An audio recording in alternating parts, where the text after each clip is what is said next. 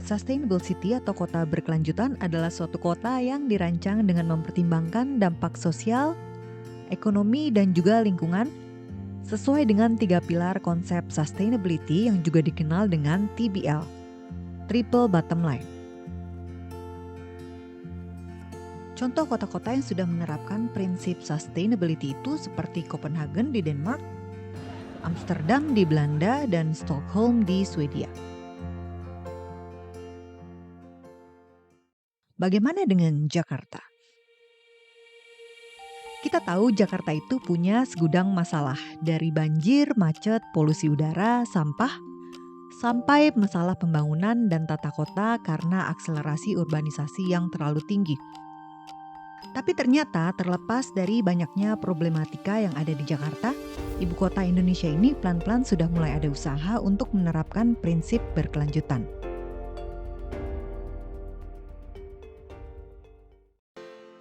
Tanggal 11 Februari yang lalu, saya mengikuti walking tour dengan tema Sustainable City berjudul Jakarta Green Tour yang diselenggarakan oleh Sebumi. Rute walking tour ini adalah dari Blok M sampai ke Kota Tua. Jakarta Green Tour sendiri adalah half-day walking tour untuk mengunjungi lokasi historis dan juga modern untuk mengenalkan masyarakat perkotaan tentang gaya hidup berkelanjutan. Dalam tur setengah hari ini, peserta tur akan dibawa untuk menjelajahi kota Jakarta dengan kombinasi jalan kaki dan transportasi publik. Untuk melihat sisi keberlanjutan yang tersembunyi di ibu kota yang didasari oleh 9 aspek gaya hidup berkelanjutan ala Sebumi, yaitu pangan, limbah, air, tempat berlindung, transportasi, energi, fashion, keanekaragaman hayati, dan kesadaran atau mindfulness.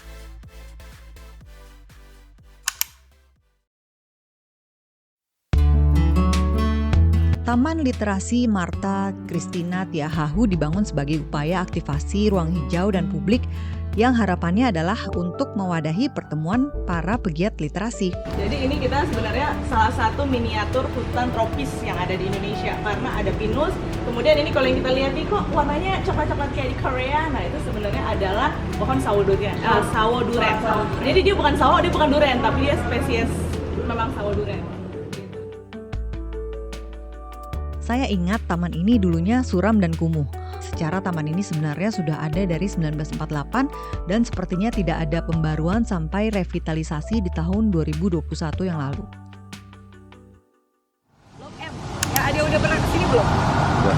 Belum pernah? Oh udah ya. Berarti anak gaul. Gaul. Jadi ini adalah M Block Space ya teman-teman. Ini adalah M Block Space. Kenapa ini dinamakan shelter sustainability juga?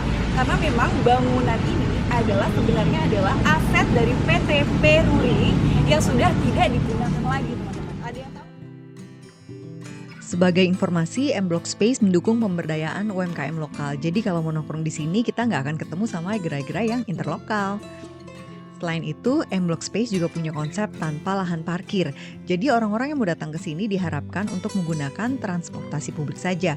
Tapi ya sayangnya masih ada aja yang ke sini dengan kendaraan pribadi dan parkir nggak jauh dari sana.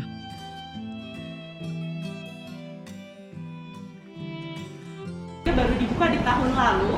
Jadi M Block Market ini bedanya apa dengan supermarket yang lain yang ada di Indonesia?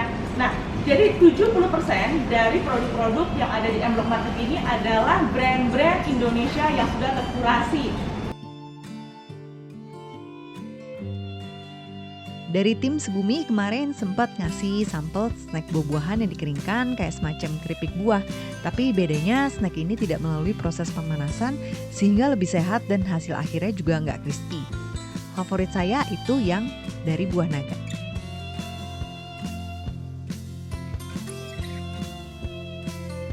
Nah, di sini kita bisa lihat hasil-hasil kerajinan UMKM lokal. Jadi semua produk yang dijual di sini dijamin 100% Indonesia.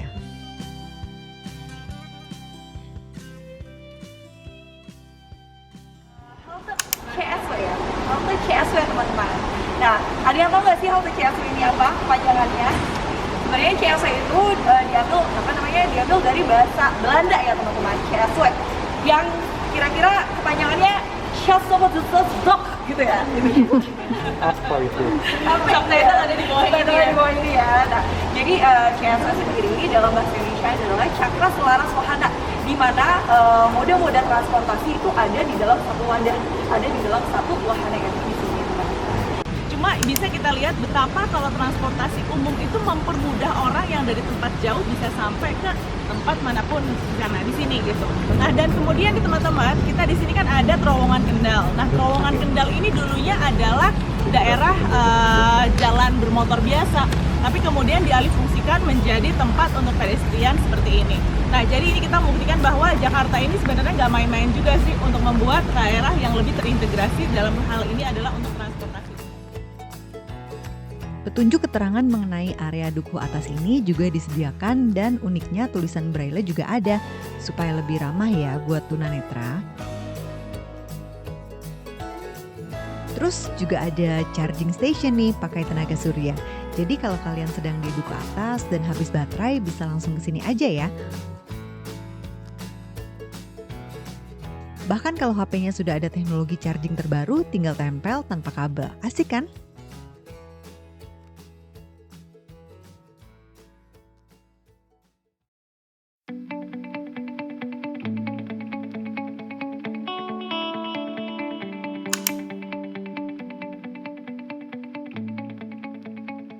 Cafe di Fabis. Nah, Cafe di Fabis itu sebenarnya adalah kafe apa, Mbak? Kafe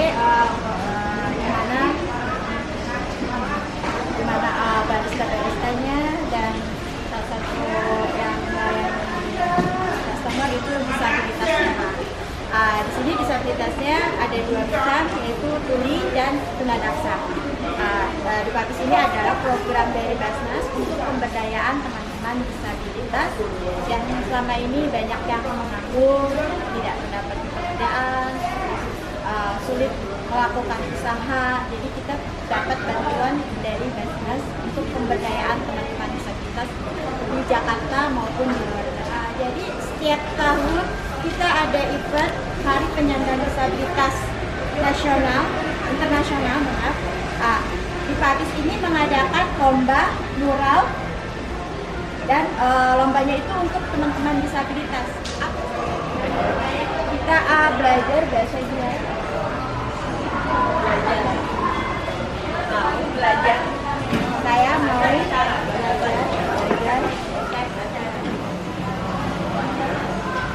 Ini A. Ini A ya. Ini A. Ini. Oh sorry, ini B. B. Ya, ini huruf B gitu. Yeay, bentar dulu. Terima kasih. Gini. Terima kasih.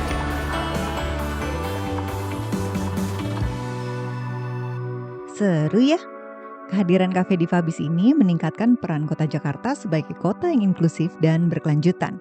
Yuk kita lanjut!